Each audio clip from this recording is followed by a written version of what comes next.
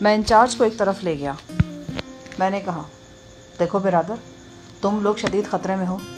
کل سردار رابل کی بستی میں جو قتل عام ہوا ہے اس کا بہت خوفناک نتیجہ نکلنے والا ہے۔ سردار رابل اپنے قبیلے کے تمام مردوں کے ساتھ اس وادی پر حملہ کرنے آ رہا ہے۔ انچارج کا رنگ مختیر ہو گیا۔ وہ بولا، تم کیسے جانتے ہو سردار رابل کے بارے میں اور قتل عام کے بارے میں؟ میں تم لوگوں کو تمام تفصیل بتا دوں گا، مگر یہ وقت ان باتوں کا نہیں ہے۔ تم مجھے فوراً بڑے سردار کے پاس لے چلو۔ انچارج کے چہرے پر شدید تذبذب کے آثار نظر آ رہے تھے۔ یہی وقت تھا جب کچھ نامانوس آوازوں نے ہمیں چونکا دیا۔ یہ آوازیں کافی فاصلے سے آ رہی تھیں، جیسے بہت سے لوگ چیخ و پکار کر رہے ہوں۔ ایک گونج سی تھی جو بتدریج بلند ہوتی جا رہی تھی۔ میرے رونگٹے کھڑے ہو گئے۔ یقیناً یہ سردار رابل اور اس کے لشکریوں کی آمد کا اعلان تھا۔ انچارج نے سوالیہ نظروں سے میری طرف دیکھا۔ میں نے دانت پیس کر کہا، دیکھ لیا نا؟ انچارج سنی انسنی کرتا ہوا باہر بھاگا۔ میں بھی اس کے پیچھے آیا۔ یہاں موجود پہرے داروں نے بھی یہ غیر مانوس شور سن لیا تھا۔ ان کے چہروں پر ہراس کی کیفیت تھی اور بے شمار سوالات تھے۔ شور اب واضح ہو گیا تھا اور ایک مہیب گونج کے ساتھ زمین بھی لرزنے لگی تھی۔ صاف پتہ چل رہا تھا کہ سینکڑوں گھڑ سوار بڑی تیزی سے پل کی طرف بڑھ رہے ہیں، اور پھر قدرے بلندی پر ہمیں ان کی جھلک نظر آئی۔ وہ ڈھلان پر دکھائی دے رہے تھے۔ کسی سیلابی ریلے کی طرح وہ تیز رفتاری سے نشیب کی طرف بڑھے چلے آ رہے تھے۔ انچارج نے چیخ کر اپنے ماتحتوں کو ہدایات دی اور خود بھی اندھا دھند پل کی طرف بھاگا۔ یہاں پتھروں سے بنی ہوئی وہ مضبوط پناہ گاہ تھی جس کی دیواروں میں مورچے کی طرح سوراخ تھے اور برچھیاں بنی ہوئی تھیں۔ یہ پناہ گاہ زمین سے 20-25 فٹ بلند تھی۔ بمشکل 2-3 منٹ کے اندر بلندی سے اترنے والا ٹڈی دل پل کے ناکے پہ پہنچ گیا۔ پہلے اکا دکا فائر ہوئے اور پھر ایک دم شدید فائرنگ کی گھن گرج سے پہاڑیاں لرز اٹھیں۔ میں نے زری گل کا ہاتھ تھاما اور اندھا دھند بھاگتا ہوا جنوب کے رخ پر گیا۔ یہاں ڈھلان پر درختوں کے درمیان دیو ہیکل چٹانیں تھیں۔ ان کے عقب میں ہمیں پناہ میسر آ سکتی تھی۔ چڑھائی پر قریباً 100-150 گز بھاگنے کے بعد ہم ان چٹانوں تک پہنچ گئے۔ یہاں نشیب میں پل اور اس کے ارد گرد کا علاقہ صاف نظر آ رہا تھا۔ یہ ایک ناقابل فراموش منظر تھا، ایک ایسا جیتا جاگتا منظر جو آنکھوں کے راستے دل پر سنسنی بن کے اترا اور نقش ہو گیا۔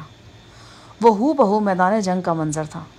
میں نے درجنوں گھڑ سواروں کو دیکھا جو جتھوں کی صورت میں دیوانہ وار پل پر حملہ آور ہو رہے تھے اور شدید فائرنگ کی زد میں آ کر ہلاک یا زخمی ہو رہے تھے۔ پل کے ناکے پر مضبوط مورچہ گاہ میں بیٹھے ہوئے محافظ خودکار اسلحے سے بے دریغ فائرنگ کر رہے تھے اور آگے بڑھنے والوں کو کامیابی سے روک رہے تھے۔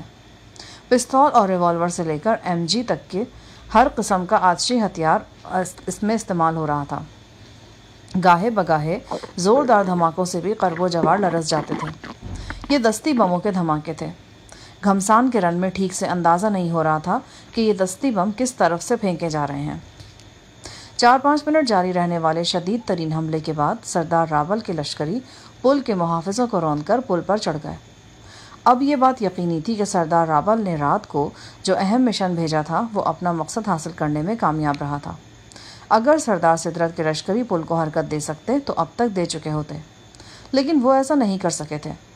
اس کا مطلب تھا کہ پل کو کناروں سے نیچے لے کے جانے والا میکینزم ناکارہ ہو چکا تھا، اور اسے ناکارہ کرنے والے وہی 4 نوجوان تھے جنہوں نے رات کو اپنی جان ہتھیلی پر رکھ کر یہ کام انجام دیا تھا۔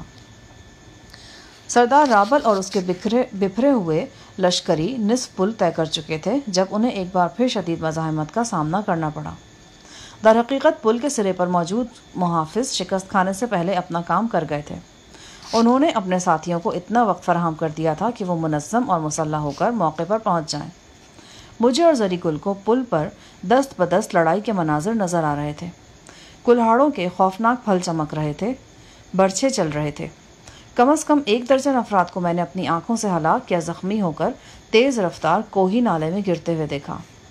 چیخ و پکار اور فائرنگ سے کان پڑی آواز سنائی نہیں دے رہی تھی۔ استاد سر، کیوں نہ ہم بھی اس لڑائی میں شریک ہو جائے؟ کس کی طرف سے؟ سردار رابل کی طرف سے؟ اور کس کی طرف سے؟ ان کا پلڑا بھاری ہے، ہم بھی ان کے ساتھ ہی وادی میں گھسنے میں کامیاب ہو جائے گا۔ اتنی جلدی کیوں ہے تجھے؟ ابھی تیل اور تیل کی دھار دیکھ۔ ویسے بھی ہم خود کو کیوں خطرے میں ڈالیں؟ استاد صاحب، خطرے والا بات نہیں ہے، سردار رابل کے ساتھ بہت زیادہ نفری ہے، ہم کو نہیں لگتا کہ ان لوگوں کو روکا جا سکے گا۔ میں نے کہا ہے نا کتنی جلدی فیصلہ مت کرو۔ زری گل بے چینی سے پہلو بدلنے لگا۔ وہ جنگجو شخص تھا۔ اپنی آنکھوں کے عین سامنے ہونے والے سنسنی خیز قبائلی لڑائی نے اس کا لہو گرما دیا تھا اور وہ خود بھی اس معرکہ آرائی کا ایک حصہ بننا چاہتا تھا۔ پل پر ہونے والی لڑائی اب فیصلہ کن مرحلے میں داخل ہو چکی تھی۔ ہم کافی فاصلے پر تھے، پھر درمیان میں ٹیلے اور درخت بھی تھے۔ سب کچھ صاف صاف تو نظر نہیں آ رہا تھا، بہر طور اتنا ضرور دکھائی دے رہا تھا کہ لڑائی دست بدست ہو رہی ہے اور سردار راول کے لشکری وادی کے محافظوں کو مارتے، کاٹتے اور دھکیلتے ہوئے آگے بڑھے آ رہے ہیں۔ اس جنگ میں دست بدست لڑائی کو خاص اہمیت حاصل تھی۔ شاید یہی وجہ تھی کہ سردار راول نے دست بدست لڑنے والے نوجوانوں کی ایک ٹولی تیار کرنے کی کوشش کی تھی۔ کل یہ ٹولی تربیت گاہ میں خون میں نہا گئی تھی۔ فائرنگ کی گھن گرج اور زخمیوں کی چیخ و پکار میں گاہے گاہے نعروں کی گونج بھی شامل ہو جاتی اور بالکل یوں لگتا تھا جیسے ہم پردے پر کسی قدیم لڑائی کے مناظر دیکھ رہے ہیں۔ تھوڑی دیر بعد سردار راول کے گھڑ سوار دستے بھی وہاں پہنچ گئے۔ پل پر حملہ آور قبائلیوں کا دباؤ ہر لحظہ بڑھتا جا رہا تھا۔ وہ قریباً دوسرے سرے تک پہنچ چکے تھے۔ ایک بار تو میرے دل میں یہ بات بھی آئی کہ کیوں نہ ہم حملہ آور قبائلیوں کے ساتھ شامل ہو جائیں، لیکن پھر میری چھٹی حس نے مجھے روک دیا۔ میرا دل گواہی دے رہا تھا کہ اس وادی کے خونخوار جنگلی اتنی آسانی سے ہار نہیں مانیں گے۔ یہ وادی مدتوں سے ناقابل تسخیر تھی۔ اس کا دفاع اپنی مثال آپ تھا اور اس کے مکین وہ سفاک لوگ تھے جن کا پیشہ ہی قتل و غارت اور لوٹ مار تھا۔ انہیں ایک زوردار لڑائی لڑنے کے لیے کسی بھی طرح کی ذہنی تیاری کی ضرورت نہیں تھی۔ دوسری طرف مقدس سنہری روشنی کا پجاری قبیلہ تھا جو سردار راول کی قیادت میں یہاں پہنچا تھا۔ یہ لوگ بالکل مختلف طرز کے تھے۔ حالانکہ یہ دونوں قبائل ایک ہی علاقے میں رہتے تھے، ان کی شکل و صورت کے علاوہ ان کا رہن سہن، ان کی زبان اور بہت سے رسم و رواج ملتے جلتے تھے۔ سدرت کا قبیلہ جنگجو تھا اور مار دھاڑ میں بھی طاق، جبکہ راول قبیلے کے لوگ کھیتی باڑی اور شکار کرنے والے محنت کش تھے۔ ان پر تنگ آمد بجنگ آمد والا محاورہ صادق آتا تھا۔ اگر وادی داخان کے لوگ ان کا جینا حرام نہ کرتے تو شاید وہ کبھی جنگ و جدل کی طرف نہ آتے۔ ہم ایک ایسی پوزیشن میں تھے جہاں سے میدان جنگ کاغذی نقشے کی طرح ہمارے سامنے بچھا ہوا تھا۔ کافی فاصلے سے بھی سردار راول کے لوگ اپنی پگڑیوں اور داڑھیوں کی وجہ سے صاف پہچانے جاتے تھے۔ اب وہ پل عبور کر کے وادی میں داخل ہو گئے تھے اور پل کے دوسرے سرے پر تابڑ توڑ فائرنگ ہو رہی تھی۔ میدان کے اس حصے میں یقیناً گھمسان کا رن پڑا ہوا تھا۔ 3-4 منٹ اسی طرح گزرے، پھر اچانک فائرنگ کی آوازوں میں ہیوی مشین گن کی آواز بھی شامل ہو گئی۔ یہ بڑی خوفناک آواز تھی اور برف پوش پہاڑوں میں دور تک گونج رہی تھی۔ ہیوی مشین گن کے چلنے کے تھوڑی دیر بعد ہی سردار راول کے لشکریوں میں افراتفری کے آثار نمودار ہوئے۔ مجھے یوں لگا کہ میدان جنگ کا نقشہ بدل رہا ہے۔ حملہ آور دستوں کے دائیں بائیں سے لمبے بالوں والے تیز رفتار گھڑ سوار نمودار ہوئے اور انہوں نے حملہ آوروں کو گھیرے میں لے لیا۔ حملہ آور قبائلیوں کے لیے یہ بڑی مخدوش بات تھی۔ جو قبائلی پل سے پار جا چکے تھے وہ اپنے باقی ساتھیوں سے یکلخت کٹ گئے تھے۔ پھر آنن فانن پل پر بھی زبردست مزاحمت دیکھنے میں آئی۔ لمبے بالوں والے بدمست کلہاڑا بردار چیختے چنگھاڑتے پل پر چڑھائے تھے اور اندھا دھند حملے کر رہے تھے۔ سردار راول کے وہ ساتھی جو گھیرے میں آنے سے بچ گئے تھے اس اچانک شورش سے گھبرا کر الٹے قدموں واپس ہٹنے لگے۔ ان کے پرجوش جنگی نعرے اور ترانے ایک سراسیمہ خاموشی میں بدل گئے تھے۔ دیکھتے ہی دیکھتے ان لوگوں کو پل سے پیچھے دھکیل دیا گیا۔ سردار راول کے ساتھیوں کے پاؤں ایک بار اکھڑے تو پھر اکھڑتے ہی چلے گئے۔ ان کی تنظیم درہم برہم ہو گئی تھی۔ سردار راول کے ساتھی تعداد میں بے شک زیادہ تھے، لیکن ان کے پاس آتشی اسلحے کی کمی تھی۔ فن حرب میں بھی وہ وادی کے لوگوں سے پیچھے نظر آتے تھے۔ ان پر بھرپور حملہ ہوا تو وہ ایک دم سرپٹ بھاگ کھڑے ہوئے۔ ہمارے بالکل پاس سے ایک گھوڑا سرپٹ دوڑتا ہوا گزرا۔ اس کی رکاب میں ایک پگڑی پوش قبائلی کا پاؤں پھنسا ہوا تھا اور اسے وہ پتھروں پر گھسیٹتا چلا جا رہا تھا۔ پھر ایک شخص بھاگتا ہوا آیا اور ہمارے عین سامنے پشت پر گولی کھا کر گرا اور تڑپنے لگا۔ اس کے پیچھے آنے والا ایک ساتھی گھڑ سوار ہی اسے رونتا ہوا چلا گیا۔ میں اور زری گل اپنے ہتھیار پل کے لہیم شہیم انچارج کے حوالے کر چکے تھے۔ اب ہم نہتے تھے۔ میدان کارزار کا دائرہ پھیل گیا تھا اور ہم لڑائی کی زد میں آ گئے تھے۔ ایسی صورت میں ہمارا نہتا ہونا ہمارے لیے سخت خطرناک ثابت ہو سکتا تھا۔ جو قبائلی ہمارے سامنے گولی کھا کر گرا تھا اس کی 303 رائفل پاس ہی پڑی ہوئی تھی۔ میں نے چند لمحے سوچا اور پھر پتھر کی اوٹ سے نکل کر رائفل اپنے قبضے میں کر لی۔ قبائلی کے کندھے پر گولیوں والی بیلٹ بھی تھی۔ میں بیلٹ اتارنے کی کوشش کر ہی رہا تھا جب 3 گھڑ سوار بلائے ناگہانی کی طرح میرے سر پر پہنچ گئے۔ ان تینوں کا تعلق وادی سے تھا۔ ان کے الجھے ہوئے لمبے بال اور کانوں کے بڑے بڑے بالے ان کی شناخت کے لیے کافی تھے۔ ان میں سے ایک نے گرج کر مجھے رائفل پھینکنے کا حکم دیا۔ یہ حکم ماننے کے سوا کوئی چارہ نہیں تھا۔ میں نے رائفل نیچے ڈال دی۔ ایک مسلح گھڑ سوار نے زری گل کو بھی چٹان کی اوٹ سے نکلنے پر مجبور کر دیا۔ چند لمحے میں کئی اور کلہاڑا بردار جنگلی بھی وہاں پہنچ گئے اور ہمیں گھیرے میں لے لیا۔ رابل کے ساتھیوں کو مکمل طور پر شکست ہو چکی تھی۔ جو بھاگ سکتے تھے وہ بھاگ گئے تھے، جو نہیں بھاگ سکتے تھے انہیں گھیر گھیر کر پکڑا جا رہا تھا۔ فائرنگ کا دائرہ پھیل گیا تھا، لیکن اس کی شدت میں پہلے سے بہت کمی آ گئی تھی۔ فضا میں دستی بموں کا دھواں تھا اور بارود کی تیز بو تھی۔ میرا اندازہ تھا کہ سردار رابل کے وہ تمام ساتھی مارے اور پکڑے گئے ہیں جو پل کے پار پہنچ کر گھیرے میں آئے تھے۔ ایک بار پھر وہی مناظر آنکھوں کے سامنے تھے جو چند ماہ پہلے ہمارے دل و دماغ میں زلزلے برپا کر چکے تھے۔ ہم پھر اسی وادی موت میں تھے جہاں چپے چپے بے حیرتیں اور انہونیاں بکھری ہوئی تھیں۔ ہمارے سامنے اس عظیم و شان سرنگ کا دہانہ تھا جس کے اندر تخت یعنی سردار کی رہائش گاہ واقع تھی۔ اس سرنگ کو ہم کیسے بھول سکتے تھے؟ اس کی بھول بھلائیوں میں ہم نے کئی ہفتے گزارے تھے۔ اسی سرنگ میں ہم نے وہ جشن خرافات دیکھا تھا جس میں شراب پانی کی طرح لنڈائی گئی تھی اور سر عام خرمستیوں کی انتہا کر دی گئی تھی۔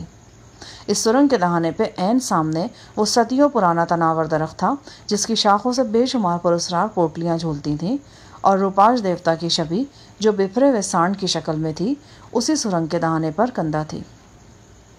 سرنگ کے دہانے کے سامنے ایک بہت بڑا میدان تھا۔ ہم سب اسی میدان میں موجود تھے۔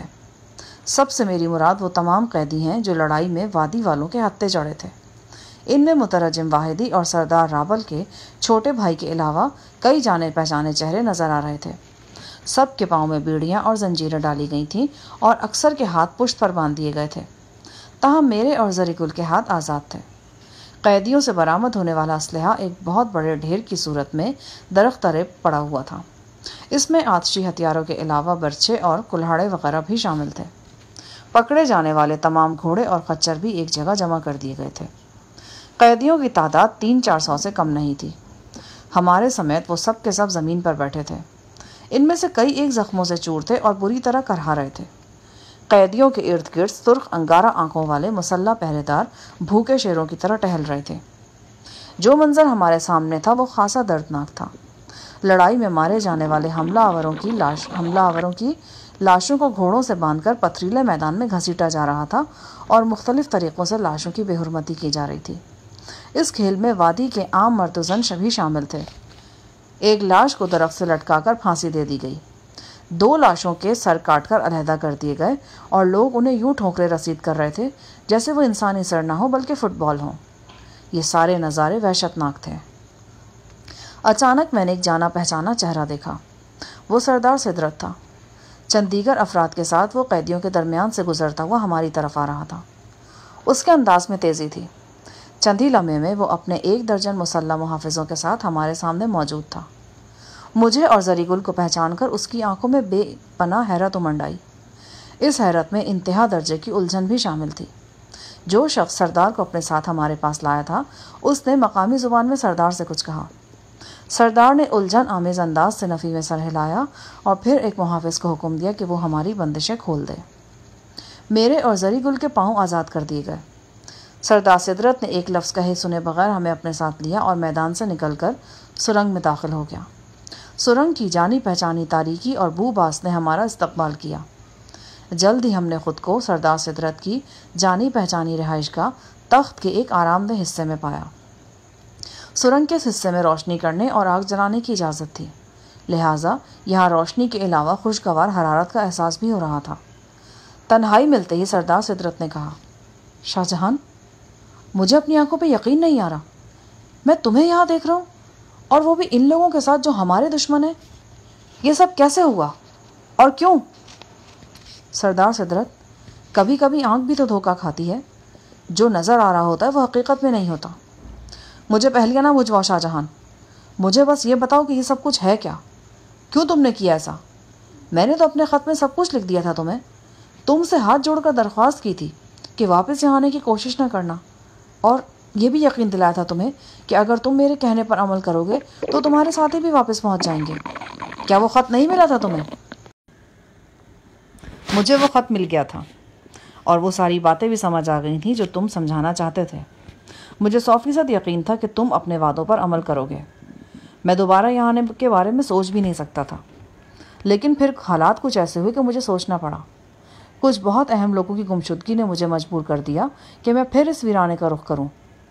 کس کی گمشدگی کی بات کر رہے ہو تم؟ ہم نے اپنے عہد کی ایک بار بھی خلاف ورزی نہیں کی۔ اس وادی کا کوئی فرد اپنے علاقے کی حدود سے باہر نہیں نکلا۔ کسی کو پکڑنا یا لوٹنا تو دور کی بات ہے۔ یہ لوٹ مار تمہارے لوگوں نے نہیں کی تھی تو پھر کس نے کی تھی؟ انہی لوگوں نے جنہوں نے آج تم پہ چڑھائی کی ہے۔ سردار رابل کا قبیلہ؟ سدرت نے پوچھا۔ میں نے اس بات میں سر ہلا دیا۔ بہت خوب، لگتا ہے تم کوئی لمبی چوڑی کہانی سنانا چاہ رہے ہو رابلی قبیلے کے حوالے سے۔ سردار نے دبے دبے طنز کے ساتھ کہا۔ لمبی تو ہے لیکن غلط نہیں ہے۔ میں نے تمہیں دوست کہا ہے اور دوست سے کچھ چھپایا نہیں جاتا۔ جو کچھ بھی پیش آیا ہے میں تمہیں منوعین بتا دینا چاہتا ہوں۔ اس کے بعد میں نے شروع سے لے کر آخر تک سب کچھ سدرت کے گوش گزار کر دیا۔ مجھے پشتو بولنا پڑ رہی تھی۔ بعض فقرے کئی مرتبہ دہرانے پڑے، لہٰذا رودات سنانے میں کافی وقت لگا۔ میں نے سدرت کو بتایا کہ کس طرح ایک بدنام ڈاکو عیسیٰ جان کے قتل کے بعد میرے اور ایک وزیر منصور خان کے درمیان چپقلش پیدا ہوئی اور کس طرح اس چپقلش نے دشمنی کا روپ دھار لیا۔ میں نے سدرت کو بتایا کہ اس وزیر نے انتظامیہ کے کئی لوگوں کو اپنے ساتھ ملا لیا تھا اور لمبی چوڑی منصوبہ بندی کر لی تھی۔ اس منصوبہ بندی کے مطابق ایک ٹاسک فورس قائم کی گئی اور اس فورس نے یہاں پہنچ کر علاقے میں سخت کارروائی کرنا تھی۔ مگر حالات کچھ ایسے ہوئے کہ ہفتوں کی کوشش کے باوجود یہ فورس اس وادی تک پہنچنے میں ناکام رہی۔ اسی دوران میں موسم بھی خراب ہو گیا اور وادی کا اور مہم کا جوش و خروش کافی حد تک کم ہو گیا۔ زیادہ تر افراد کو گلگت واپس بھیج دیا گیا۔ صرف چند افراد تلاش کے کام میں لگے رہے۔ آخر میں نے سردار سدرت کو بتایا کہ کس طرح یہ لوگ سردار رابل کے مسلح افراد کے ہتھے چڑھے اور کن حالات میں منصور خان کو جان سے ہاتھ دھونے پڑے۔ میں نے منصور خان کی اہلیہ نائلہ اور اس کی پراسرار حالت کا بھی سردار سے ذکر کیا اور اس کو بتایا کہ ہم اس کا تعاقب کرتے ہوئے ہی اس علاقے میں پہنچے ہیں۔ سردار رابل کی بستی میں پیش آنے والے واقعات بھی میں نے اجمالاً سردار کے گوش گزار کیے۔ وہ بڑی محویت سے میری باتیں سن رہا تھا۔ گاہے گاہے وہ ٹوٹی پھوٹی پشتوں میں کوئی سوال بھی جڑ دیتا اور اس کی باتوں سے مجھے پتہ چلا کہ سردار رابل کے قبیلے کو رابلی قبیلہ کہا جاتا ہے۔ میں نے سردار پر انکشاف کیا کہ کل رابلی قبیلے کی تربیت گاہ میں نوجوانوں کے قتل عام کے بعد ہی سردار رابل نے فیصلہ کر لیا تھا کہ وہ اس خون ریزی کا فوری جواب دیں گے اور وادی پر بھرپور حملہ کریں گے۔ میں نے کہا، سردار، مجھے حملے کی اس منصوبہ بندی کا آج صبح سویرے پتہ چلا تھا۔ میں چاہتا تھا کہ پہلے سردار رابل سے اور پھر تم سے ملوں اور تم دونوں کو اس خون ریزی سے باز رکھنے کی کوشش کروں، لیکن سردار رابل کے قبیلے میں میری کوئی حیثیت نہیں تھی اور نہ تمہارے قبیلے میں ہے۔ میں لڑائی سے کچھ دیر پہلے یہاں پہنچ چکا تھا۔ آخری کوشش کے طور پر تم سے ملنا چاہتا تھا، لیکن پل پر موجود تمہارے محافظوں نے میری ایک نہ چلنے دی۔ وہ مجھے ٹرخاتے رہے۔ اتنی دیر میں سردار رابل اپنے لشکریوں کے ساتھ وہاں پہنچ گیا۔ سردار سدرت کچھ دیر گہری سوچ میں گم رہا، پھر کہنے لگا، تم یہ بتانا چاہ رہے ہو کہ تم اور تمہارا ساتھی حملہ آوروں میں شامل نہیں تھے؟ یہ حقیقت ہے۔ حملہ آوروں سے ہمارا دور کا بھی تعلق نہیں۔ تم اپنے ان محافظوں سے پوچھ سکتے ہو جو پل پر موجود تھے۔ میں نے ان کے لمبے تڑنگے انچارج کو خبردار کیا تھا کہ حملے کا خطرہ ہے اور سردار رابل اپنے لشکریوں کے ساتھ کسی بھی وقت وہاں پہنچ سکتا ہے۔ سردار سدرت کی آنکھوں میں پریشانی اور سوچ کی گہری پرچھائیاں تھیں۔ اس نے میری بات کا کوئی جواب نہیں دیا۔ اتنی دیر میں بیرونی دروازے پر دستک ہونے لگی۔ سردار سدرت اپنی جگہ سے کھڑا ہو گیا۔ فی الوقت تم دونوں یہیں رہو۔ میں اکیلا اس پوزیشن میں نہیں ہوں کہ تمہارے بارے میں کوئی فیصلہ کر سکوں اور نہ اتنی جلدی ایسا فیصلہ کیا جا سکتا ہے۔ جو کچھ ہوگا مشورے سے ہوگا۔ تم دونوں کے لیے بہتر یہی ہے کہ اس کمرے تک محدود رہو۔ میں رات کو کسی وقت پھر تم دونوں سے ملوں گا۔ صفدر تو ٹھیک ہے نا؟ ہاں، وہ ٹھیک ہے۔ اور جان چاول؟ وہ بھی۔ آخری الفاظ کہتے کہتے سدرت کمرے سے نکل گیا۔ میں اور زری گل اپنی اپنی سوچ میں گم ہو گئے۔ آج پیش آنے والے واقعات ایک خوفناک فلم کے مناظر کی طرح ہماری آنکھوں میں گھوم رہے تھے۔ بارش کی طرح برستی ہوئی گولیاں، چمکتے کلہاڑے، تڑپتے پھڑکتے جسم، کتنے ہی جیتے جاگتے انسان ہماری آنکھوں کے سامنے موت سے ہمکنار ہوئے تھے، اور ان میں زیادہ تر تعداد سردار راول کے ساتھیوں کی تھی۔ وہ خود تو شاید بچ گیا تھا، لیکن اس کے انگنت ساتھی میدان میں کھیت رہے تھے۔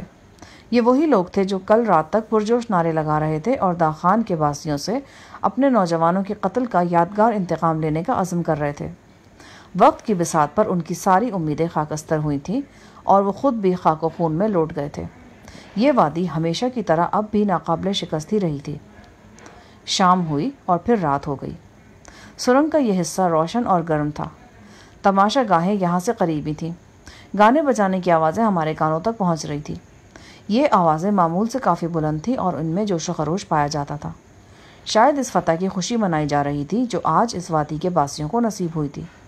میدان جنگ میں کام آنے والے سپاہیوں کی لاشوں اور جاں بلب زخمیوں کی چیخ و پکار کے درمیان جشن فتح منانے کا دستور صدیوں سے جوں کا توں موجود ہے۔ گانے والے ایک کورس کی شکل میں گا رہے تھے۔ گاہے گاہے ان کی آوازوں میں ڈھول کی تھاپ اور باجے کی گونجدار آواز بھی شامل ہو جاتی تھی۔ بھنے ہوئے گوشت کی مہک اور شراب کی بو ہم تک پہنچ رہی تھی۔ رات 9 بجے کے لگ بھگ ہمارے لیے بھی کھانا آ گیا، لیکن سدرت کی صورت کہیں نظر نہیں آ رہی تھی، نہ ہی صفدر اور جان چاول میں سے کوئی ہم تک پہنچا تھا۔ ہم رات گئے تک سردار کا انتظار کرتے رہے، لیکن وہ نہیں آیا۔ اگلے روز بھی اس کا انتظار جاری رہا۔ زری گل نے ملازموں سے استفسار کیا، لیکن کسی نے کوئی معقول جواب نہیں دیا۔ دوپہر کے وقت ہمیں حیرت کا ایک شدید دھچکا لگا۔ مسلح افراد نے ہمیں سردار سدرت کی رہائش گاہ سے نکالا اور سرنگ سے باہر لا کر اسی بندی خانے میں ڈال دیا جہاں میں اس سے پہلے بھی کافی وقت گزار چکا تھا۔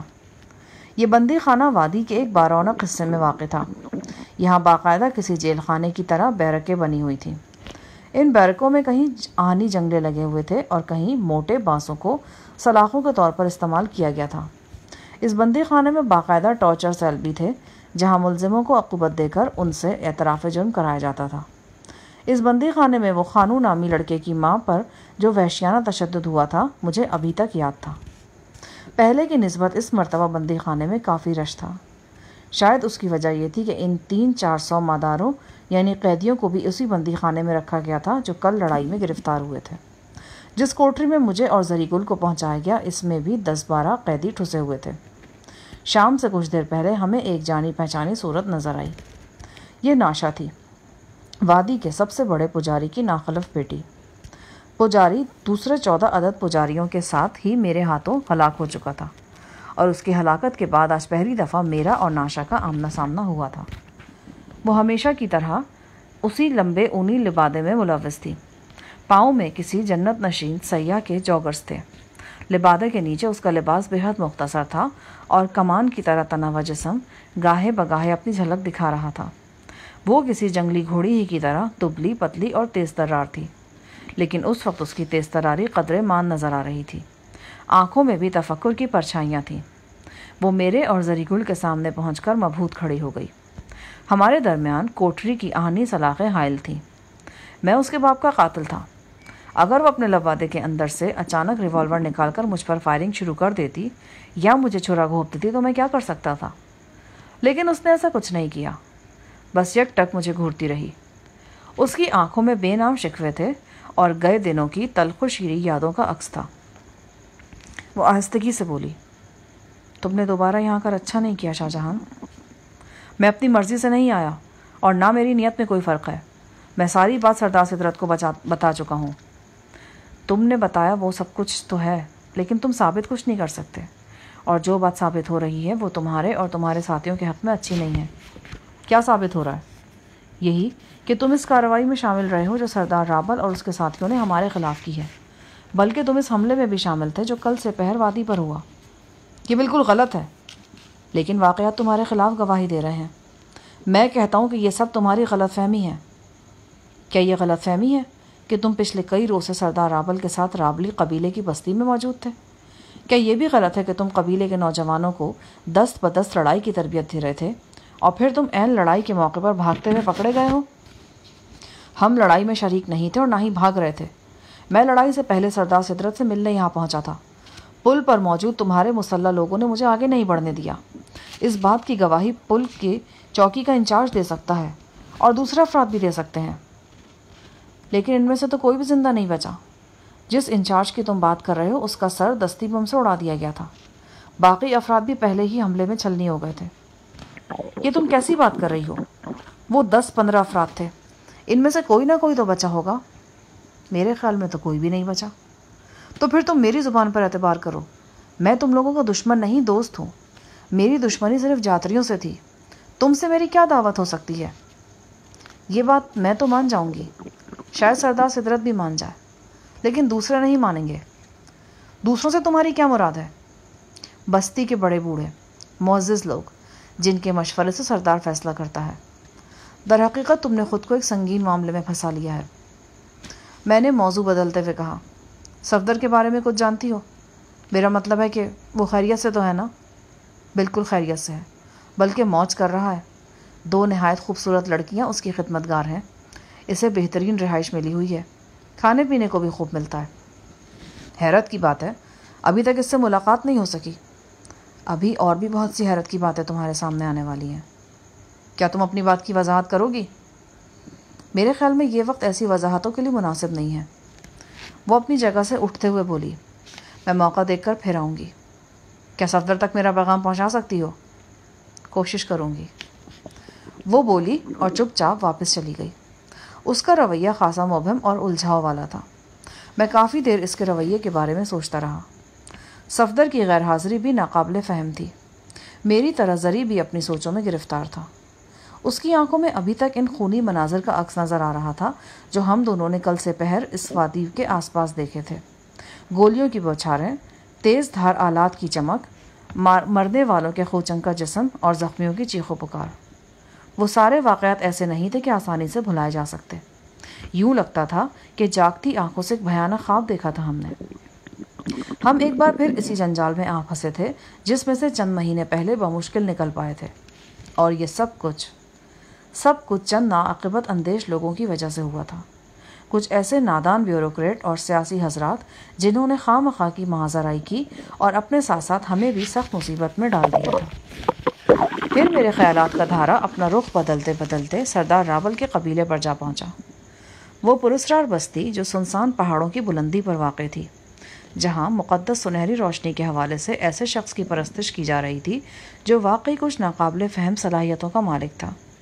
میرے تصور میں وہ نہایت حسین اور پراسرار آنکھیں آئیں جو میں نے ایک ریشمی پردے کی اوٹ میں دیکھی تھیں۔ میرے جسم میں جھرجھری پیدا ہو گئی۔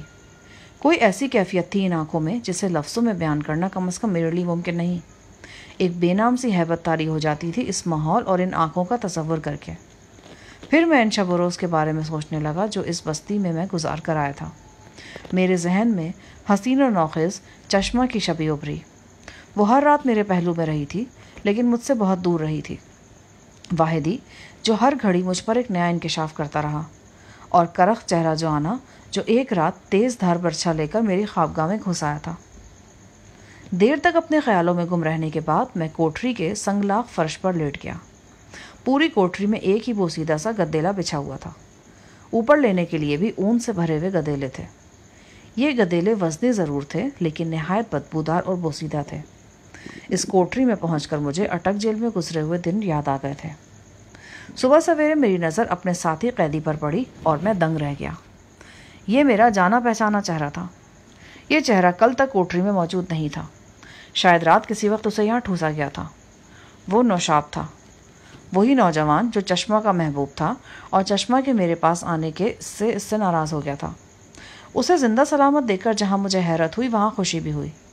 لڑائی سے پہلے واحدی نے مجھے بتایا تھا کہ نوشاب 3 دیگر نوجوانوں کے ساتھ ایک خطرناک مہم پر گیا ہوا ہے اور اس کے زندہ بچ جانے کا امکان بہت کم ہے۔ واحدی نے ان چاروں کی طرف سے مکمل مایوسی کا اظہار کیا تھا، لیکن اب میں نوشاب کو بخیر و عافیت اپنے سامنے دیکھ رہا تھا۔ شاید اس نے مہم میں حصہ نہیں لیا تھا، یا شاید وہ خوش قسمت تھا اور بچ نکلنے میں کامیاب رہا تھا۔ نوشاب بھی میری طرف ہی دیکھ رہا تھا۔ میں نے آگے بڑھ کر اس سے مصافحہ کیا۔ اس نے بے دلی سے ہاتھ ملایا۔ نوشاب سے میری صرف ایک ہی ملاقات ہوئی تھی۔ یہ ملاقات اس تربیت گاہ میں ہوئی تھی جہاں مجھے نوجوان لڑکوں کو تربیت دینے کے لیے بھیجا گیا تھا۔ نوشاب اس وقت بھی ایسا ہی گمسم اور پرمشدہ نظر آ رہا تھا۔ اس کی عمر 20 سال کے لگ بھگ تھی۔ خاصا لمبا تڑنگا اور قبول صورت تھا، لیکن اس کے چہرے پر چھائی ہوئی مردنی نے اس کی شخصیت کو گہنا رکھا تھا۔ اس مردنی کی وجہ میں اچھی طرح سمجھتا تھا۔ روتی سے سکتی چشمہ نے مجھے سب کچھ بتایا تھا۔ نوشاب چشمہ سے دیوانہ وار محبت کرتا تھا، لیکن جب چشمہ قبیلے کے بے رحم دستور کا شکار ہو کر میرے حوالے ہو گئی تو نوشاب کا دل بری طرح ٹوٹ گیا تھا۔ وہ قبیلے کے دستور سے ٹکرانے کا حوصلہ نہیں رکھتا تھا، لیکن محبت کی چوٹ بھی اتنی شدید تھی کہ ناقابل برداشت تھی۔ وہ اپنی ہی زندگی سے بیزار ہو گیا تھا۔ یقیناً یہی بیزاری تھی جس نے اسے ایک نہایت جان لیوا مہم میں حصہ لینے پر آمادہ کیا تھا۔ میں نے زری گل کو اپنے پاس بلایا اور اس سے کہا کہ وہ اس لڑکے سے کچھ معلوم کرنے کی کوشش کرے۔ زری نے کوشش کر کے مقامی زبان میں کسی حد تک اپنا مطلب بیان کر لیا تھا۔ نوشاب کے بارے میں کافی باتوں سے میری زبانی بھی معلوم ہو چکی تھی، لہٰذا نوشاب سے بات شروع کرنے میں اسے بہت زیادہ دشواری پیش نہیں آئی۔ وہ کافی دیر الفاظ اور اشاروں کی مدد سے نوشاب سے سر کھپاتا رہا، پھر میرے پاس آ کر اس نے مایوسی کا اظہار کیا۔ استاد صاحب، وہ تو ایک دم چپ ہے، کہتا ہے کہ میں تم سے کوئی بات نہیں کرنا چاہتا، کسی سے بھی کوئی بات نہیں کرنا چاہتا۔ خواہ آپ کے بارے میں بھی اس کے دل میں بڑا بدگمانی ہے۔ آپ کے بارے میں ایک دو الٹا سیدھا بات بھی کیا اس نے۔ ہم کو اس پر بہت غصہ آ رہا ہے۔ نہیں بھائی، غصہ کرنے کی ضرورت نہیں ہے، وہ بہت دکھی ہے اور ہمیں اس کا دکھ سمجھنے کی کوشش کرنی چاہیے۔ اگلے 2 روز ہم نے اسی سرد کوٹری میں گزار دیے۔ دوبارہ سردار سدرت نے اپنی شکل نہیں دکھائی تھی۔ صفدہ یا ناشا سے بھی ملاقات نہیں ہوئی۔ اس کے علاوہ اس وادی میں ڈاکٹر ہنری بھی ہمارا شناسہ تھا۔ وہ جڑی بوٹیوں کا ماہر تھا اور وادی کے زیادہ تر لوگ اسی کے علاج معالجے پر انحصار کرتے تھے۔ یقینی بات تھی کہ اسے ہماری آمد کا پتہ لگ گیا ہوگا، لیکن اس نے بھی ہماری خبر نہیں لی تھی۔ لگتا تھا کہ صورتحال ہمارے حق میں کچھ زیادہ اچھی نہیں ہے۔ ہمیں وہی ناپسندیدہ کھانا زہر مار کرنا پڑ رہا تھا جس کا تصور ہی دل کو مالش پر آمادہ کر دیتا تھا۔ کچے قیمے میں لہسن کی تیز بو سونگھ کر ہی بھوک فنا ہو جاتی تھی۔ زری گل نے مسلسل نوشاب سے رابطہ رکھا ہوا تھا۔ نوشاب اب زری سے تھوڑا تھوڑا کھلنے لگا تھا۔ اس کی باتوں سے زری کو معلوم ہوا کہ 4 روز پہلے نوشاب کو رات کے وقت پل کے قریب سے گرفتار کیا گیا تھا۔ منصوبے کے مطابق نوشاب اپنے دیگر 3 جانباز ساتھیوں کے ہمراہ نالے کے کنارے پہنچا تھا۔ تاریکی کا فائدہ اٹھاتے ہوئے وہ چاروں نالے کی عمودی دیواروں سے نیچے اترے تھے۔ وہ رسے اور میخیں بھی استعمال نہیں کر سکتے تھے کہ اس سے آواز پیدا ہونے کا اندیشہ تھا۔ ان کا ایک ساتھی ڈھلان کنارے سے اترتے ہوئے گر کر جاں بحق ہو گیا، جبکہ ایک ساتھی تیز رفتار نالا عبور کرتے ہوئے پانی میں بہہ گیا۔ باقی 2 ساتھی پل کے نیچے واقع چرخیوں تک پہنچنے میں کامیاب ہوئے تھے۔ ان کے پاس لوہے کی ایک وزنی لٹ تھی۔ یہ لٹ انہوں نے پل کی ایک چرخی میں یوں پھنسا دی کہ چرخی حرکت کرنے کے قابل نہ رہی۔ رات کے وقت نالے کی رفتار خاصی تیز تھی، لیکن وہ زیادہ دیر انتظار بھی نہیں کر سکتے تھے۔ صبح ہو جاتی تو انہیں پل کے نیچے لازماً دیکھ لیا جاتا۔ انہوں نے سرد پانی میں چھلانگیں لگائیں اور واپس کنارے تک پہنچنے کی کوشش کی۔ وہ نالا پار کر چکے تھے، لیکن کنارے پر چڑھنے سے پہلے انہیں دیکھ لیا گیا۔ پہرے داروں نے انہیں للکارا۔ انہوں نے بھاگنے کی کوشش کی۔ پہرے داروں نے فائرنگ کر دی۔ اس فائرنگ میں نوشاب کا ساتھی ہلاک ہوا اور نوشاب کو زندہ پکڑ لیا گیا۔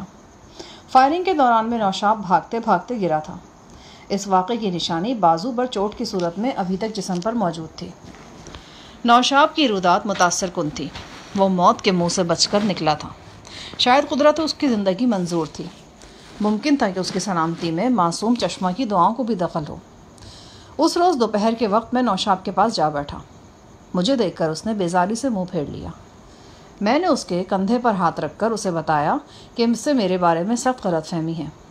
میں ویسا نہیں ہوں جیسا وہ سمجھ رہا ہے۔ اس کی محبوبہ میرے پاس موجود ضرور ہے، مگر میرا اس کے ساتھ کوئی جسمانی یا ذہنی تعلق نہیں رہا۔ میری تمام باتوں کے جواب میں اس نے خاموشی اختیار کیے رکھی۔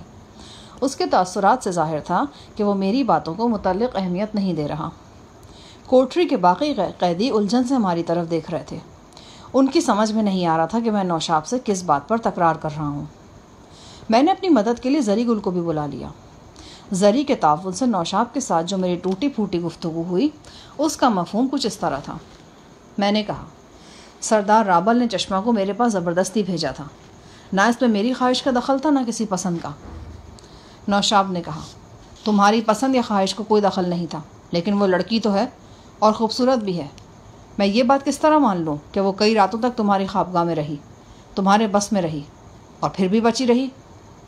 تم میری بات کا یقین نہ کرو، لیکن اس بات پر تو یقین کرو کہ جس سے محبت کرتے ہو، محبت تو یقین کرنا سکھاتی ہے۔ تم کیسی محبت کرتے ہو؟ وہ قنوتی لہجے میں بولا، یہ پیار محبت سب ڈھونگ ہے۔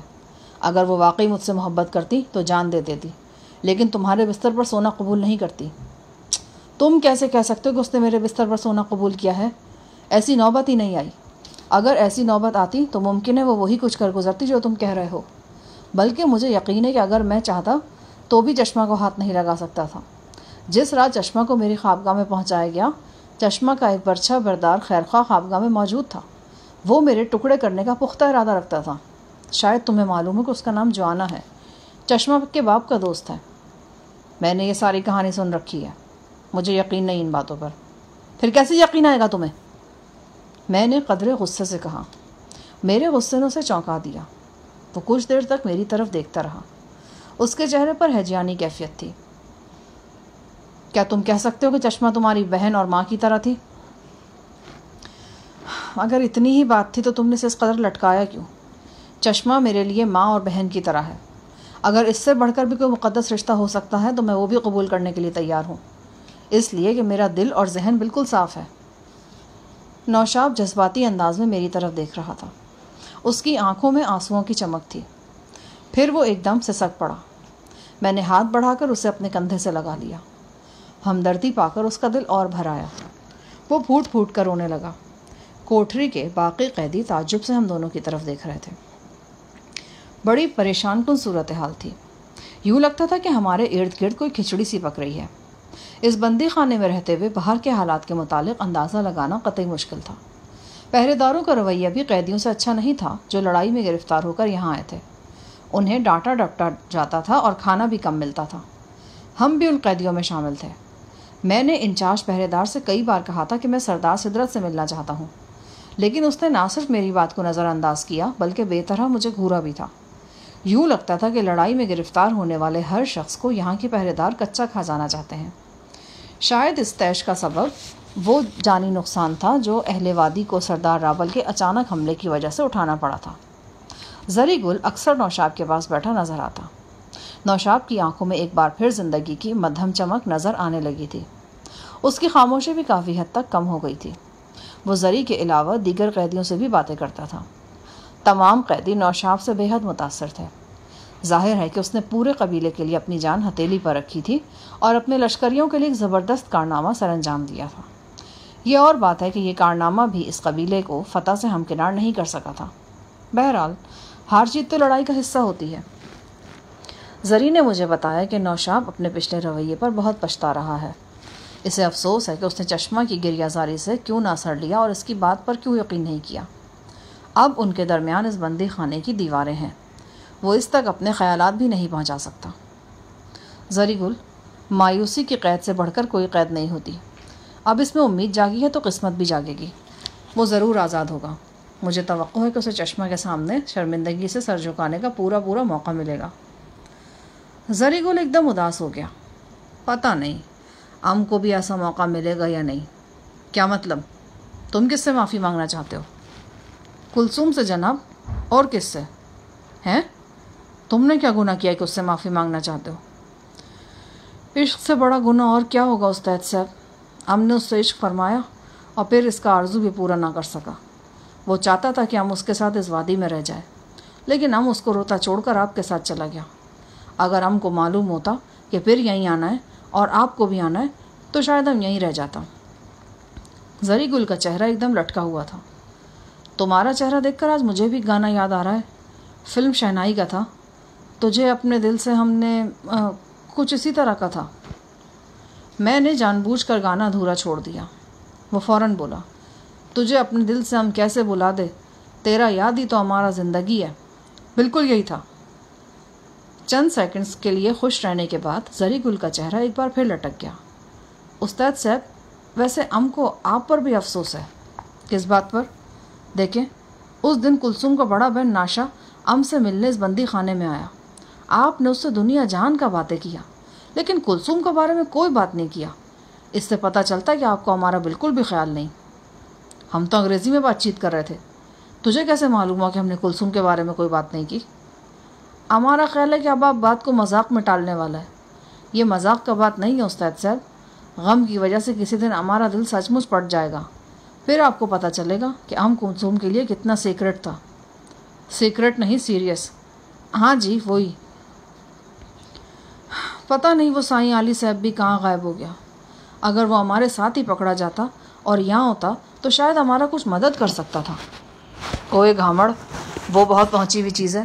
وہ پکڑا ہی کیوں جاتا؟ تو میں یوں کہنا چاہیے کہ اگر ہم اس کے سامنے پکڑے جاتے تو شاید وہ ہماری کچھ مدد کر سکتا. بہرحال اب سانپ کی لکیر پیٹنے سے کوئی فائدہ نہیں. جو ہونا تھا وہ ہو چکا. اب تیل دیکھو اور تیل کی دھار. آپ کا کیا خیال ہے استاد صاحب؟ کیا ناشا یہاں دوبارہ آئے گا؟ کیوں؟ اب کیا اس سے عشق لڑانا ہے؟ نہیں استاد صاحب، کچھ باہر کا حالات مالات تو پتہ چلے نا. باہر کے حالات کا پتہ ایک اور طریقے سے بھی چل سکتا ہے. وہ کیا؟ کسی طرح ڈاکٹر ہینری کو یہاں بلا لیا جائے. اچھا، وہ سفید چمڑی والا بابا. لیکن وہ یہاں کیسے آئے گا؟ ہمارے بیمار ہونے سے.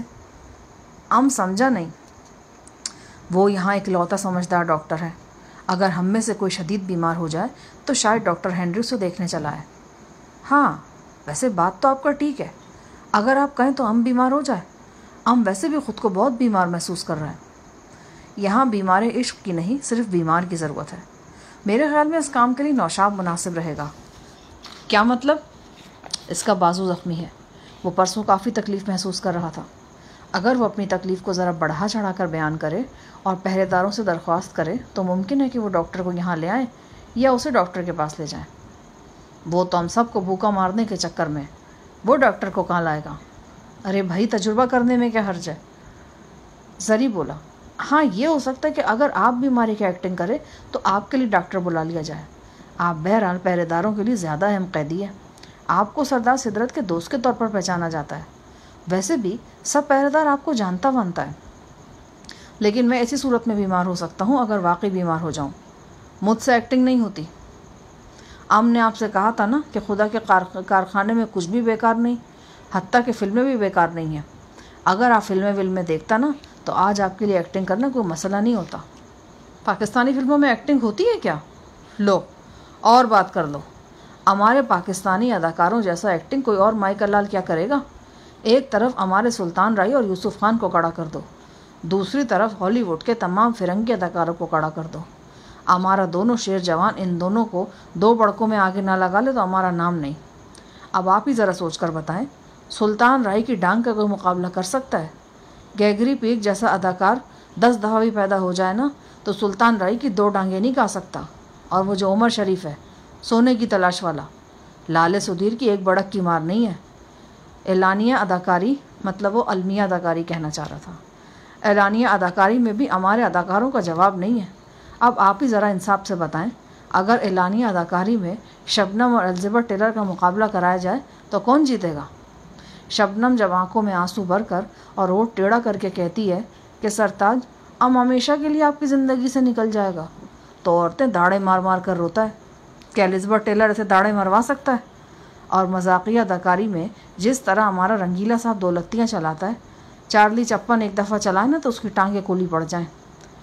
چارلی چپن نہیں، چارلی چیپلن. ارے جو بھی ہے، ہمارے رنگیلا کا مقابلہ تو نہیں کر سکتا نا. یار بات کہاں کی تھی اور تم کہاں لے گئے؟ میرا مطلب ہے کہ میرا فقرہ ادھورا رہ گیا. ایک شخص ہماری کوٹری کی طرف آ رہا تھا. اسے دیکھ کر میرا منہ کھلا رہ گیا.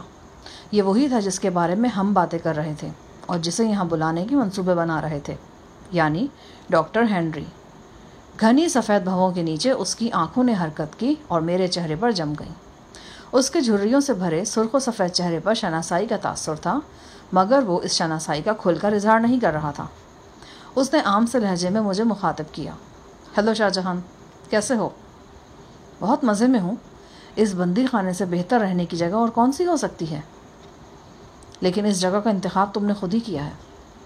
کیا تم میری صفائی سنے بغیر ہی مجھ پر فرد جرم عائد کر دو گے؟ میں فرد جرم عائد کرنے والا کون ہوتا ہوں؟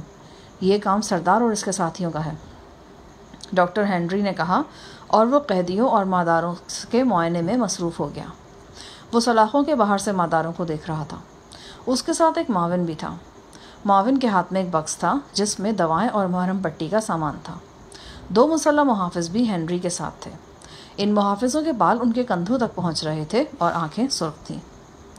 ڈاکٹر نے نوشاب کے بازو کا بھی معائنہ کیا، زخم کی مرہم پٹی کی اور کھانے کے لیے دوا بھی تھی۔ پھر وہ میرے پاس آ گیا۔ اس کے ہاتھ میں اسٹیٹھوسکوپ تھا۔ وہ یوں ہی میرے سینے کا معائنہ کرنے لگا اور دھیمی آواز میں بولا، میں تمہیں پریشان نہیں کرنا چاہتا شاہ جہان، لیکن حقیقت یہ ہے کہ تم دونوں کے لیے بڑی مصیبت کھڑی ہو گئی ہے۔ تم لڑائی میں پکڑے گئے ہو، اور لڑائی میں پکڑے جانے والوں کے خلاف بستی میں بہت غم و غصہ پایا جاتا ہے۔ بھائی میں 101 مرتبہ کہہ چکا ہوں کہ ہم لڑائی کرنے والوں میں شامل نہیں تھے۔ تمہارے کہنے سے کچھ نہیں ہوگا، اس کا ثبوت درکار ہے۔ ثبوت وہی پہرے دار دے سکتے ہیں جن سے میں نے بات کی تھی اور انہیں بتایا تھا کہ سردار رابل کسی بھی وقت ان پر حملہ آور ہو سکتا ہے۔ میں نے ان سے درخواست کی تھی کہ وہ مجھے سردار سے ملنے کا موقع دیں، لیکن ان میں سے شاید ایک بھی زندہ نہیں بچا۔ اگر وہ زندہ ہوتے بھی تو بھی ان کے بیان سے تم صاف بری نہیں ہو سکتے تھے۔ تم پر الزام تو پھر بھی باقی رہنا تھا کہ تم رابلی قبیلے کی بستی میں سردار کے مہمان کی حیثیت سے قیام پذیر رہے ہو، اور بستی کے نوجوان تم سے تربیت بھی حاصل کرتے رہے ہیں۔ اچھا، آپ کسی طرح سردار سدرت یا صفدر سے میری ملاقات نہیں کرا سکتے؟ میں کوشش کروں گا، لیکن کچھ یقین سے نہیں کہہ سکتا۔ کیا صفدر سے آپ کی ملاقات نہیں ہوئی تھی؟ جس دن تم دونوں کو اس بندی خانے میں لایا گیا تھا اس دن وہ مجھے ملا تھا۔ سدرت بھی اس کے ساتھ تھا۔ وہ دونوں لڑائی میں زخمی ہونے والے افراد کی تیمارداری کے لیے میرے شفا خانے میں آئے تھے۔ صفدر کو تم دونوں کی گرفتاری کا علم تھا، اسی وجہ سے وہ پریشان اور گمسم نظر آتا تھا۔ اس نے گرفتاری کے سلسلے میں آپ سے کوئی بات کی؟ شاید وہ کرتا، لیکن سردار کی موجودگی میں موقع میں نہیں ملا۔ آپ کا کیا خیال ہے؟ گرفتار شدگان کے ساتھ کیا کیا جائے گا؟ اس کی آنکھوں میں تشویش سی لہرا گئی۔ میں یقین سے کچھ نہیں کہہ سکتا۔ گرفتار ہونے والوں کی تعداد 300-400 کے لگ بھگ ہے۔ ان سب کے بارے میں تو ایک جیسا فیصلہ نہیں ہوگا۔ کچھ کو کڑی سزا ملے گی اور کچھ کو نرم۔ ممکن ہے کہ کچھ زخمیوں کو رحم کھا کر چھوڑ دیا جائے۔ ویسے رحم کرنا اس وادی کی روایت تو نہیں ہے۔ سزا کے بارے میں فیصلہ کون کرتا ہے؟ یہ اکیلے سردار سدرت کا کام نہیں ہے۔ قبیلے کے دستور کے مطابق کچھ بزرگ حضرات سردار کے مشیر ہیں۔ تم انہیں مشاورتی کونسل بھی کہہ سکتے ہو۔ یہ سب لوگ مل جل کر ہی کوئی فیصلہ کرتے ہیں۔ میرے اندازے کے مطابق مشاورت والوں کا رویہ لڑائی میں پکڑے جانے والوں کے متعلق خاصا سخت ہے۔ شاید اس کی وجہ یہ بھی ہے کہ رابل کے حملے میں قبیلے کا کافی جانی نقصان ہوا ہے۔ مرنے والوں میں 7-8 اہم سردار بھی شامل ہیں۔ ڈاکٹر ہنری یقیناً مجھ سے گفتگو کرنا چاہتا تھا، لیکن پہرے دار سر پہ کھڑے تھے اور اضطراب کا اظہار کر رہے تھے۔ وہ میرا کندھا تھپکتے ہوئے کھڑا ہو گیا۔ بہرحال گھبرانے کی بات نہیں ہے، خدا اچھا ہی کرے گا۔ میں اپنے طور پر کوشش کر رہا ہوں اور یقیناً صفدر بھی کچھ نہ کچھ کر رہا ہوگا۔ ڈاکٹر ہنری چلا گیا اور ہمارا رابطہ ایک بار پھر باہر کے حالات سے کٹ گیا۔ یہ تیسرے روز سے پہر کی بات ہے۔ چند پہرے دار ہماری کوٹری کے دروازے پہ پہنچے۔ ان کے ہاتھوں میں خودکار رائفلیں تھیں۔ ایک پہرے دار نے کوٹری کا دروازہ کھولا، دوسرا اندر داخل ہو گیا۔ اس کے ہاتھ میں 3 ہتھکڑیاں تھیں۔ ایک ہتھکڑی مجھے اور دوسری زری گل کو لگائی گئی۔ تیسری ہتھکڑی ہماری ہی کوٹری کے ایک عمر رسیدہ مادار مہابیر کے لیے تھی۔ ہتھکڑیاں لگا کر ہم تینوں کو کوٹری سے نکالا گیا اور بندی خانے سے باہر لایا گیا۔ دھوپ نکلی ہوئی تھی، پھر بھی ہوا تیز اور سرد تھی۔ چشمے کی گزرگاہ میں پانی کی فراوانی تھی۔ پگھلی ہوئی برف پانی کی سطح پر کپاس کی پھٹیوں کی مانند تیر رہی تھی۔ گزرگاہ کے ساتھ ساتھ بلندی کی طرف بڑھتے ہوئے ہم سرنگ کے دہانے پر پہنچ گئے۔ نیم گرم سرنگ میں داخل ہوتے ہی جیسے سکون سا آ گیا۔ یہ سرنگ اس وادی میں گوشہ عافیت کی حیثیت رکھتی تھی۔ جلد ہی ہم اس مقام پر پہنچ گئے جہاں روشنی کرنے اور آگ جلانے کی اجازت تھی۔ سرنگ کی ذیلی شاخیں بھی تھیں اور ان شاخوں میں رہائش کے لیے چھوٹے چھوٹے حجرے بھی بنے ہوئے تھے۔ ہر حجرے کو بند کرنے کے لیے لکڑی کا ایک دروازہ موجود تھا۔ یہ حجرے اندر سے بہت آرام دہ اور نفیس تھے۔ مجھے ایسے ہی ایک حجرے میں پہنچا دیا گیا۔ یہاں پہنچ کر بے اختیار اپنی چندیا سلانے کو دل چاہا۔ حجرہ نما کمرے میں 2 سراپا قیامت حسینائیں میرے استقبال کے لیے موجود تھیں۔ ان میں ایک مقامی تھی اور دوسری چینی یا جاپانی نظر آتی تھی۔ کمرہ نیم گرم تھا، لہٰذا دونوں لڑکیاں مختصر بلکہ ہجان خیز لباس میں تھیں۔ کمرے میں شراب اور خشک فروٹ کے علاوہ کھانے پینے کی دیگر اشیاء بھی موجود تھیں۔ مجھے کمرے میں پہنچا کر پہرے داروں نے میری الٹی ہتھ کڑی کھول دی اور دروازہ بند کر کے چلے گئے۔ پہرےداروں کے رویے میں خاطر خواہ نرمی کا احساس ہو رہا تھا۔ یک بستہ بندی خانے سے یہاں پہنچ کر یوں لگا تھا جیسے نانگا پربت کی چوٹی سے اتر کر ایک دم نرم گرم ریشمی لحاف میں آ گیا ہوں۔ جاپانی لڑکی نے مسکرا کر میرا استقبال کیا اور ٹوٹی پھوٹی انگلش میں بولی، تم بہت تھکے ہوگے، اگر تم چاہو تو ہم تمہارے جسم کو مساج کر سکتی ہیں، تمہاری ساری تھکاوٹ منٹوں میں دور ہو جائے گی۔ یوں لگتا ہے کہ ٹوکیو کے کسی مساج گھر سے سیدھی یہاں چلی آئی ہو تم۔ اس کے چہرے پر ایک تاریک سا سایہ لہرا گیا۔ میں معافی چاہتی ہوں، بلکہ ہم دونوں معافی چاہتی ہیں۔ آپ جتنے دن یہاں رہیں گے ہمارے بارے میں کوئی سوال نہیں کریں گے۔ میرا مطلب ہے کہ ہم آپ کو اپنے اور اپنے ماضی کے بارے میں کچھ نہیں بتائیں گے۔ اس کے علاوہ جس قسم کی خدمت جس وقت درکار ہو ہم دل و جان سے حاضر ہیں۔ لڑکی نے بظاہر یہ بات مسکرا کر کہی تھی، لیکن اس کے لہجے میں انتہا درجے کی قطعیت چھپی ہوئی تھی۔ میں نے لڑکی کا نام پوچھا۔ اس نے اپنا نام چنگ اور اپنی ساتھی لڑکی کا نام رابی بتایا۔ اس نے بتایا کہ رابی بہت اچھا گاتی بھی ہے۔ سرنگ کی فضا گرم تھی۔ مجھے اپنے گرم کپڑوں میں گھٹن محسوس ہونے لگی۔ میں نے اپنا موٹا اونی لبادہ اتار دیا۔ چنگ کے ہاتھ میری قمیض کی طرف بڑھ گئے۔ اس نے بڑی نفاست سے میری قمیض میرے جسم سے علیحدہ کر دی۔ مقامی لڑکی نے میرے جوتوں کے تسمے کھول دیے۔ میں غالیچے پہ بیٹھا تو اس نے جوتے اتار کر ایک طرف ڈال دیے۔ دونوں لڑکیاں بڑے ساحرانہ انداز میں میرے قریب تر آ رہی تھیں۔ وہ میرا مساج کرنا چاہ رہی تھیں، اور اگر وہ صرف مساج کرنا چاہ رہی تھیں تو پریشانی کی کوئی بات نہیں تھی۔ جاپانی لڑکی اس فن میں خاص طور پر ماہر نظر آتی تھی۔ وہ میرے بازوؤں اور ٹانگوں کو مخصوص انداز میں حرکت دینے لگی۔ اس کے ہاتھوں کی ہر حرکت سے میرے جسم سے تھکاوٹ علیحدہ ہو رہی تھی، جیسے یہ تھکاوٹ کوئی غیر مرئی چیز نہ ہو بلکہ دکھائی دے رہی ہو، اور چنگ اسے اپنے ہاتھوں سے پکڑ پکڑ کر علیحدہ رکھتی جا رہی ہو۔ اس نے مقامی لڑکی کی مدد سے میرے سینے، پیٹ، پشت اور ٹانگوں پر کسی خاص چکنائی سے مالش کی۔ اس دوران میں ایک ملازمہ گرم گرم کھانا بھی لے آئی۔ یہ کھانا گوشت، دودھ اور مکئی کی چند خوشبودار لمبوتری روٹیوں پر مشتمل تھا۔ آج کئی روز بعد مجھے ڈھنگ سے کھانا نصیب ہوا تھا۔ میں نے پیٹ بھر کر کھایا۔ کچھ تو مساج کی وجہ سے سکون کی سی کیفیت تھی، کچھ کھانے نے خمار طاری کر دیا۔ میری آنکھیں نیند سے بوجھل ہونے لگیں۔ میں نے جاپانی لڑکی چنگ سے پوچھا، وہ دو افراد جو میرے ساتھ آئے تھے وہ کہاں ہیں؟ وہ ذرا شوخی سے بولی، وہ دونوں بھی یہیں ہیں، تمہارے جیسی سہولتیں انہیں بھی حاصل ہیں۔ کیا میں ان سے مل سکتا ہوں؟ مل سکتے ہیں، لیکن بہتر ہے کہ یہ کام صبح پر اٹھا رکھے۔ میں بستر پر دراز ہو گیا۔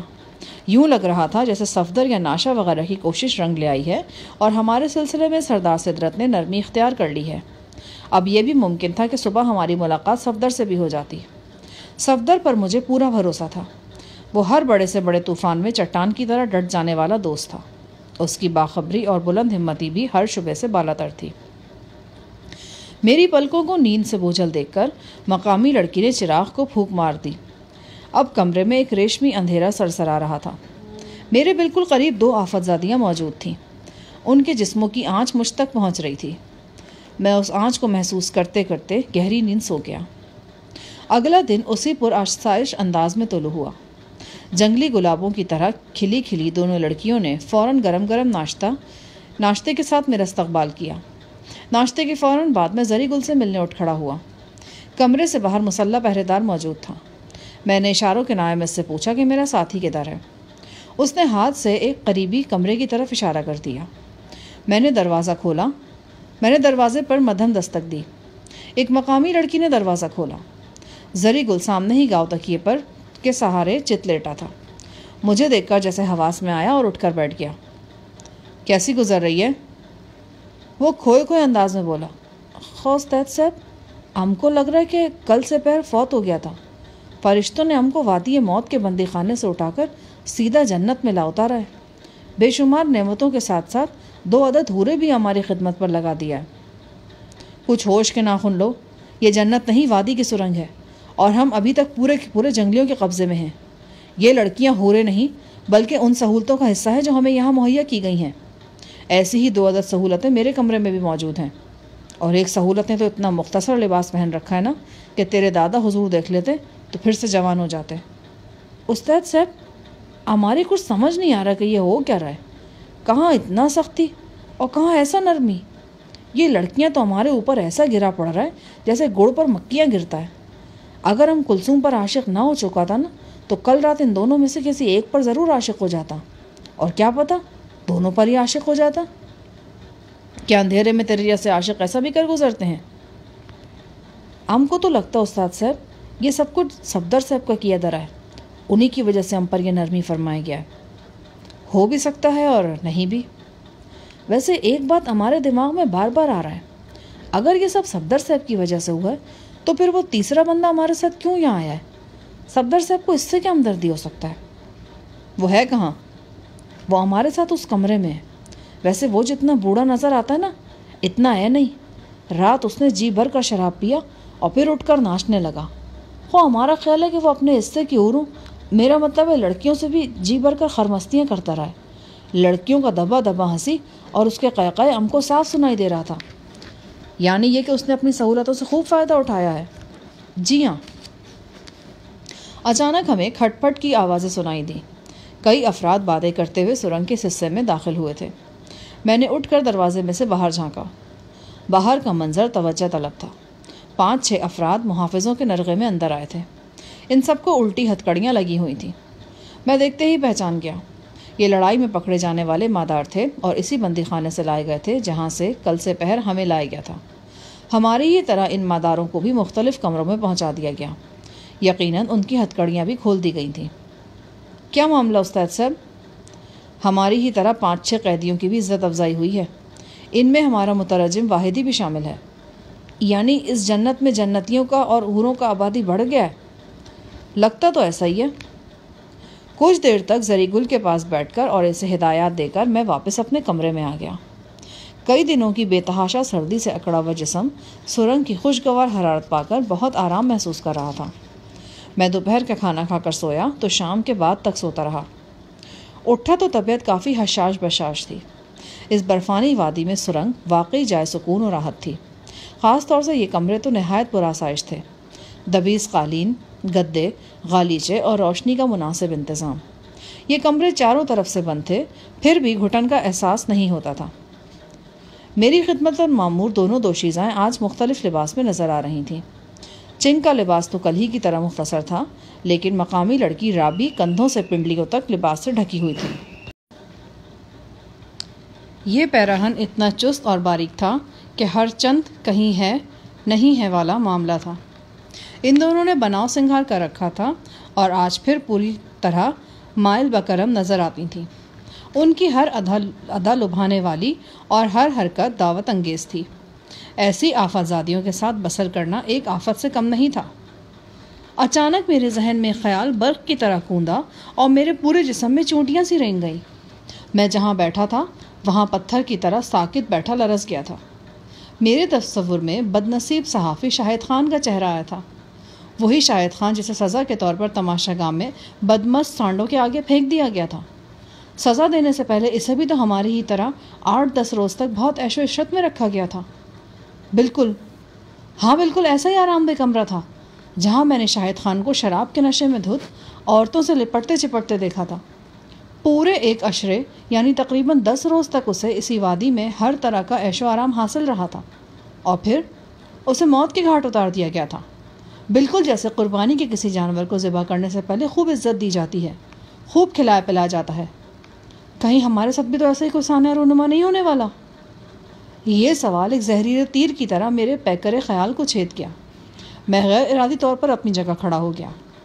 دونوں لڑکیاں تعجب سے میری طرف دیکھنے لگیں۔ میں کمرے میں ٹہلنے لگا۔ دل و دماغ میں تہلکہ سا مچا ہوا تھا۔ لڑکیوں سے اس بارے میں کچھ بھی پوچھنا فضول تھا۔ میں جانتا تھا کہ وہ کوئی جواب نہیں دیں گی۔ اوپر سے جتنی سادہ نظر آتی تھیں اندر سے وہ اتنی ہی گہری تھیں۔ پہرے داروں سے بھی کسی قسم کی توقع رکھنا عبث تھا۔ میری بے چینی لمحہ بلمحہ بڑھتی چلی جا رہی تھی۔ میں کمرے سے باہر نکل گیا۔ میں دیکھنا چاہتا تھا کہ میں کہاں تک آزادی سے جا سکتا ہوں۔ ایک پہرے دار تو کمرے کے بالکل عین سامنے موجود تھا۔ اس نے مجھے روکنے کی کوشش نہیں کی، لیکن جب میں 8-10 قدم آگے ایک موڑ پر پہنچا تو 2 عدد گن بردار پہرے داروں نے میرا راستہ روک لیا۔ انہوں نے اشارے سے مجھے بتایا کہ مجھے اس سے آگے جانے کی اجازت نہیں ہے۔ نیچی چھت والے تنگ سرنگ میں مشل جل رہی تھی اور اس مشل کی روشنی میں پہرے داروں کے چہرے کچھ زیادہ ہی سنگین نظر آ رہے تھے۔ سرنگ مجھے اپنے بالکل سامنے قریباً نصف فرلانگ تک دکھائی دے رہی تھی۔ یہاں اور بھی پہرے دار موجود تھے اور یہ سرنگ کی ذیلی شاخیں تھیں۔ یقیناً بڑی سرنگ اور دہانے پر بھی پہرے دار موجود تھے۔ اتنے لوگوں سے بچ نکل کر باہر جانا ناممکنات میں سے تھا۔ مجھے اپنا دم گھٹتا ہوا سا محسوس ہوا۔ تصور میں وہ تماشا گاہ آ گئی جہاں میں نے شاہد خان کی بے بسی اور اذیت ناک موت کا منظر دیکھا تھا۔ نوکیلے سینگوں والے سانڈ، خون اگلتا برہنہ جسم اور تماشائیوں کے چیخو پکار۔ کیا وہ سب کچھ ہمارے ساتھ بھی ہونے والا تھا؟ یہ خیال ہی سہانے روح تھا۔